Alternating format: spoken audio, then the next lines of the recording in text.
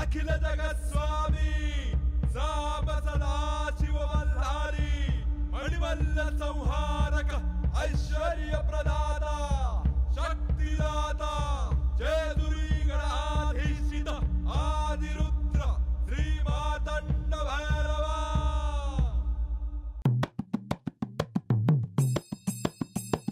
जय देवा जय देवा जय देवा जय देवा जय देवा जय शिव मातंडा।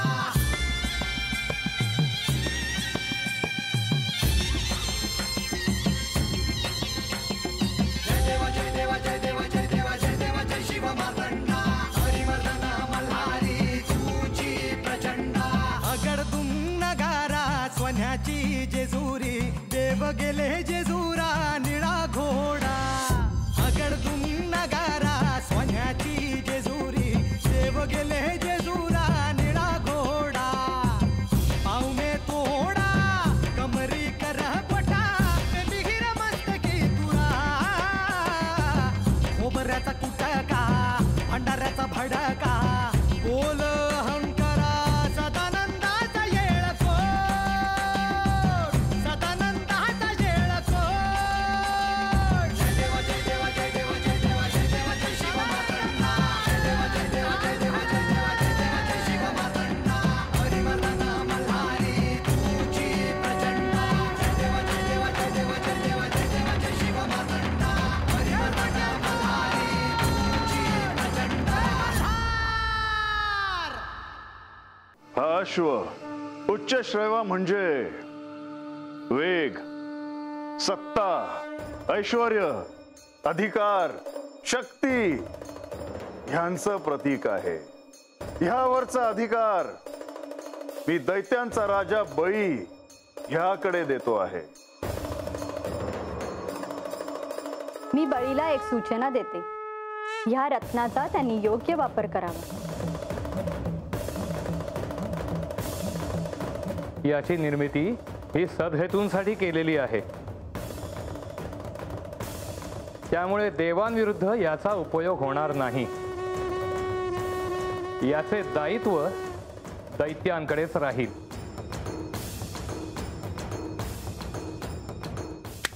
नारायण नारायण। समुद्र मंथनातून बाहेर आलेल्या रत्नांची विभागणी करण्याचे दायित्व हे त्रिमूर्तींवर होते। पहिली 2 रत्न जी बाहेर आली ती देवांकडे गेली। त्या न्यायाने आता पुढील जे रत्न बाहेर येणार ते दैत्यांकडे जाणे स्वाभाविक होते। श्री महादेवांनी तसे त्यांना वचन दिले होते आणि घडलेही तसेच। उच्चैश्रवा हा दैत्यांकडे गेला। दैत्यांना पहिले रत्न मिळाले, त्यांच्या आनंदाला उधाण आले। सगळीकडे दैत्य कुळाचा जय जयकार होत होता। आपल्याला रत्न मिळाले या उत्साहाने आता दैत्य देखील अधिक त्वेषाने समुद्र मंथनासाठी सज्ज झाले। आता पुढे कोणते रत्न बाहेर येणार आणि ते कोणाकडे जाणार याची उत्सुकता देवांनाही होती। हे आख्यान ऐकताना खरोखरच अद्भुत वाटते आहे। हे सर्वांनी ध्यानात ठेवावे की मुनिवर म्हणाले तसं हे आख्यान हे प्रतिकात्मक आहे। आता पुन्हा एकदा सर्वजण त्वेषाने समुद्र मंथन करू लागले।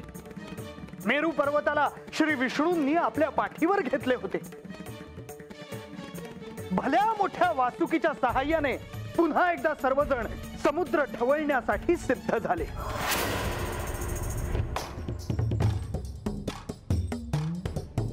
हे प्रभू, या क्षीरसागरातून उच्चैश्रवा बाहेर आला आणि आपण त्याचे अधिकार या दैत्यांना दिले।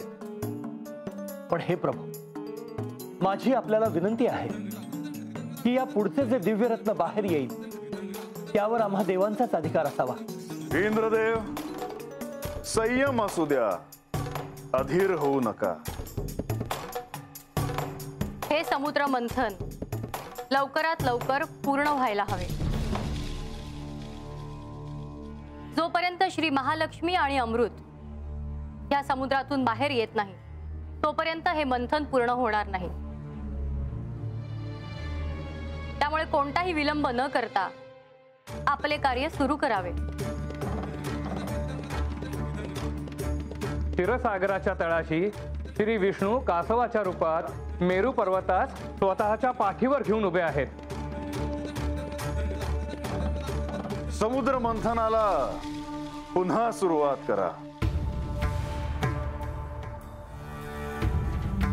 नमस्तमस्त भूतानां आदिभूताय भूभृते अनेक रूप रूपाय विष्णवे प्रभविष्णवे.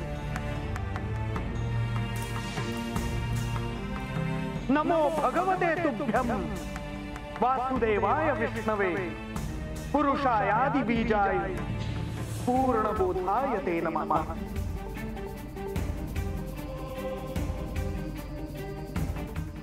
नारायण नारायण. देवी, या समुद्र मंथनाच्या कार्यात माझ्या आराध्याचे स्थान अत्यंत महत्वाचे आहे. ते जर नसते तर हे समुद्र मंथनच घडू शकले नसते. या सृष्टीच्या कल्याणासाठी त्यांनी आपले दायित्व पार पाडले. तो अतिविशाल अतिभव्य असा मेरू पर्वत त्यांनी आपल्या पाठीवर ठेवला आणि हे केवळ आणि केवळ त्यांनी या सृष्टीच्या कल्याणासाठीच केले. श्री विष्णू या सृष्टीचे पालक आहे. या सृष्टीच्या चराचरामध्ये त्यांचे अस्तित्व आहे. हे संकेत तर नव्हे.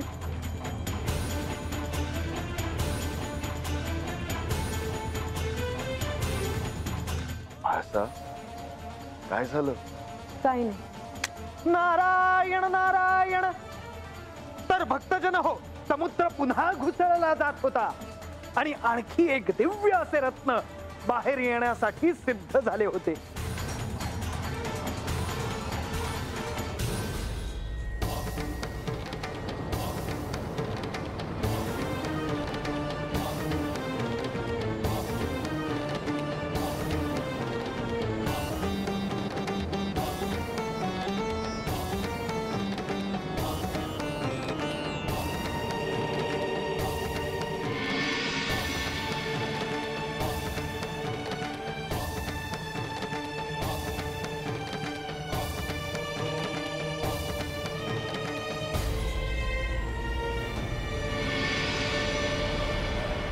काय सुगंध आहे या पारिजाताचा.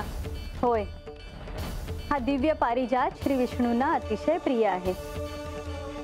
देवा, हा पारिजात कोणाला द्यायचा? ब्रह्मदेव, या सुगंधी वृक्षाचा दैत्यांना काहीच उपयोग नाही.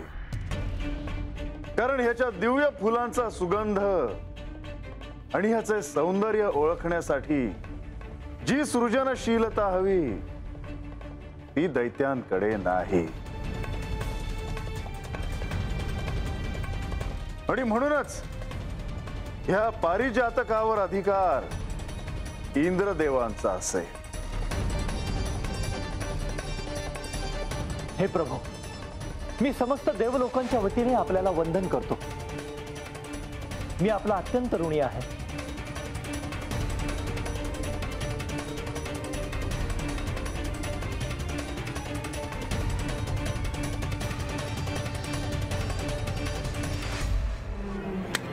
नारायण नारायण. आणि समुद्रातून पारिजात बाहेर आला. माझ्या आराध्यांना अतिशय प्रिय असणारा असा तो वृक्ष, ज्याच्या केवळ स्पर्शाने आपला थकवा नाहीसा होतो, असे ते दिव्य पारिजातकाचे झाड. हा वृक्ष केवळ माझ्या आराध्यांनाच नव्हे तर श्री लक्ष्मी मातेंना देखील अत्यंत प्रिय आहे. हा वृक्ष त्यांना प्रसन्न करतो. ओम नमो मणिंद्राय आयुधधराय मम लक्ष्मी वसंचित पूरय पूरय ऐहिं क्लीहौ मणिभद्राय नमः.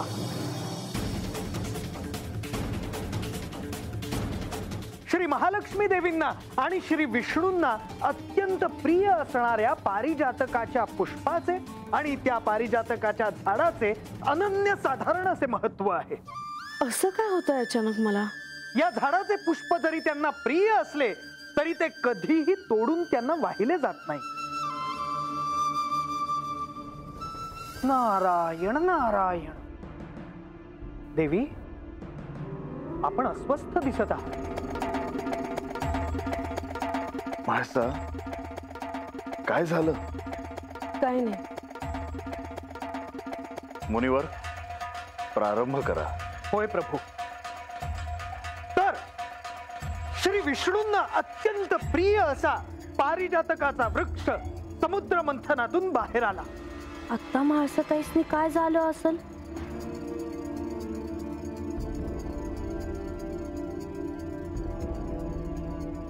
म्हाळसा, काय झालं? तू अशी अस्वस्थ का आहेस? मला चंदनाचा सुगंध येतो आहे.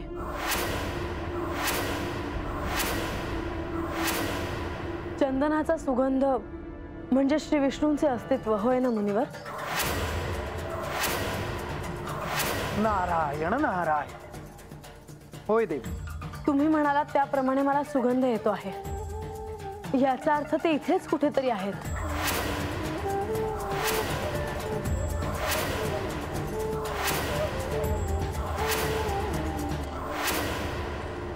ओम श्री विष्णवे नमः. ओम श्री वासुदेवाय नमः. ओम श्री नारायणाय नमः. ओम श्री वल्लभाय नमः. ओम श्री हरये नमः. ओम श्री गोविंदाय नमः. ओम श्री निवासाय नमः. ओम श्री व्यंकटेशाय नमः.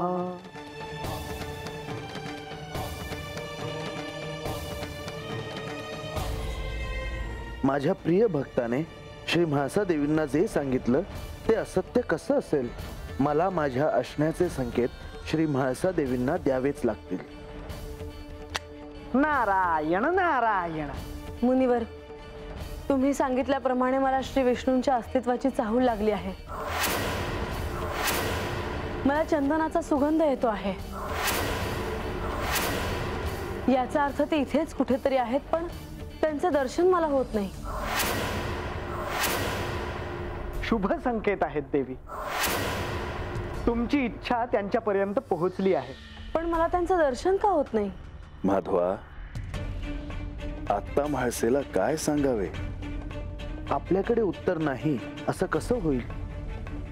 म्हाळसा, श्री विष्णू हे सृष्टीच्या चराचरामध्ये आहेत. झाडांमध्ये, पानांमध्ये, फुलांमध्ये, वेलींमध्ये, नदीमध्ये, आकाशामध्ये, सर्वत्र श्री विष्णू आहे. पण मला त्यांचे दर्शन हवे आहे. म्हाळसा, तुला त्यांचे दर्शन निश्चितच घडेल, पण त्यासाठी योग यायला हवा. पण ह्या क्षणी मी तुला इतकेच सांगतो की तो क्षण फार दूर नाही.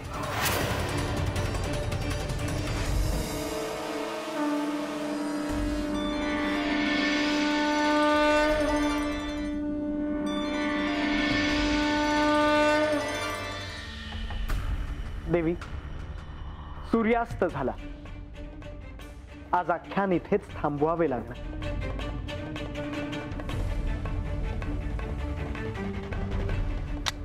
श्री हरे नारायण नारायण नारायण.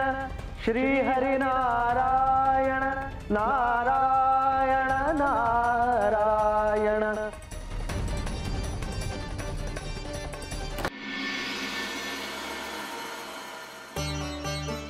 गणेश, गणेश,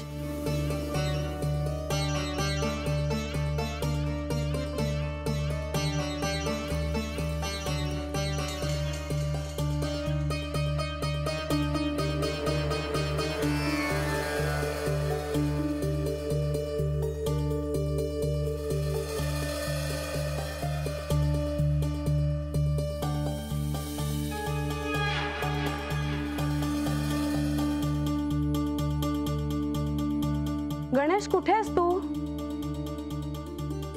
मला तू सापडणार नाही असं नाही होऊ देणार मी.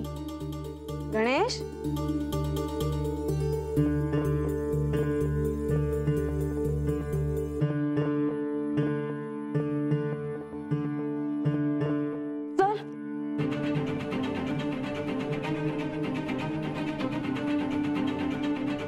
बघ, मी माझ्या स्वतःच्या हाताने तुझ्यासाठी लाडू तयार केले आहेत.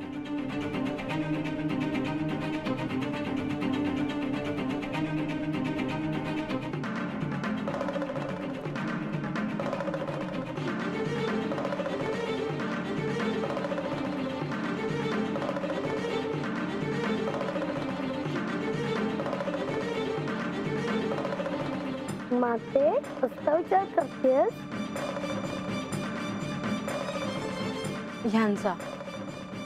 ह्यांच्या मूळ रूपाचा, महादेवांचा, त्या शिवतत्वाचा.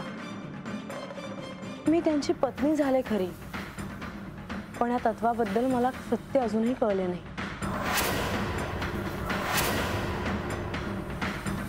आणि ते जाणून घेण्याची उत्सुकता क्षणोक्षणी माझी वाढते आहे. गणेश, तुला बऱ्याच गोष्टी ठाऊक आहेत, मग तुला हे देखील ठाऊक असेल ना?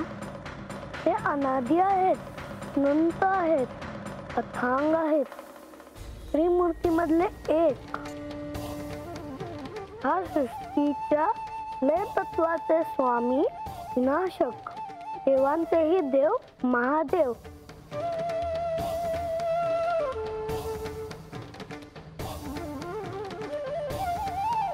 देवा,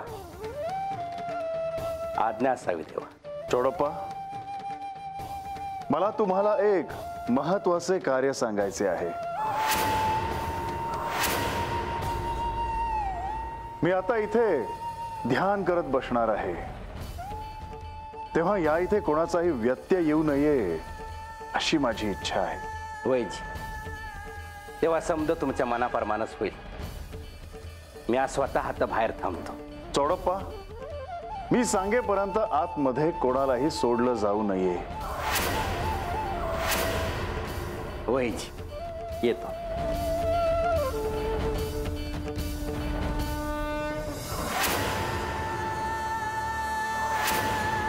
माते, एकदा एक आगीचा खांब अचानक प्रकट झाला. श्री ब्रह्मदेव आणि श्री विष्णू यांनी त्या खांबाचे वरचे आणि खालचे टोक शोधायचे प्रयत्न केले.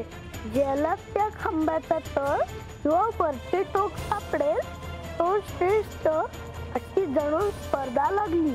ते काळ त्यांनी प्रयत्न केला तरी ते सापडले नाही. अखेर एका क्षणी ब्रह्मदेवांनी श्री विष्णूंना वरचे टोक सापडले असे खोटे सांगितले. पण श्री ब्रह्मदेवांनी असे असत्य वचन का केले? आणि तो अग्निस्तंभ काय होता? ज्या क्षणी ब्रह्मदेवांनी असे सांगितले त्या क्षणी तो आगीचा खांब दुबंगला आणि त्यातून महादेव प्रकट झाले. महादेव? हो, आणि त्यांनी श्री ब्रह्मदेवांना समज दिली. पण एक गोष्ट साऱ्यांना कळून चुकली की ज्या खांबाला कोणत्याही बाजूला शेवट नाही, त्याला पाया नाही, ती कळस नाही, नेहमी आग ओकणारा तो खांब म्हणजे एक अलौकिक सत्य आहे. शिवतत्वाचे प्रतीक, आपल्या कल्पने पलीकडचे, निराकार, अमर्याद, अथांग असे त्यांचे रूप, त्यांचे तत्व आहे. हे शिवतत्व जाणून घेणे खरोखरीच सोपे नाही माते.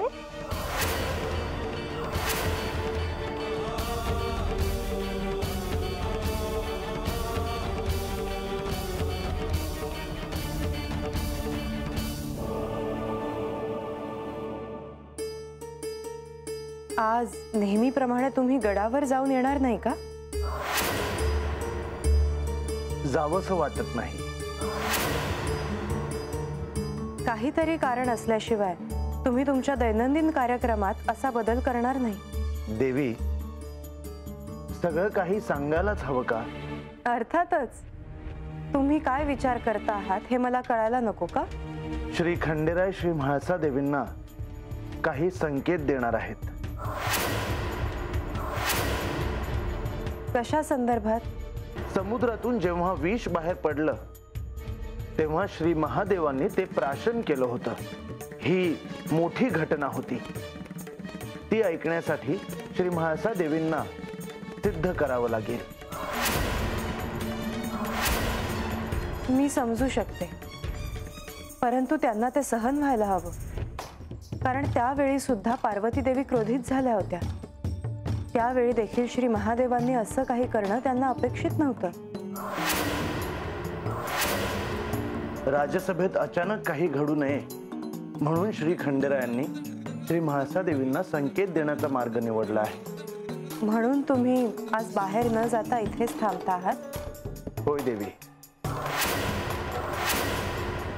श्रीराम श्रीराम श्रीराम श्रीराम श्रीराम श्रीराम श्रीराम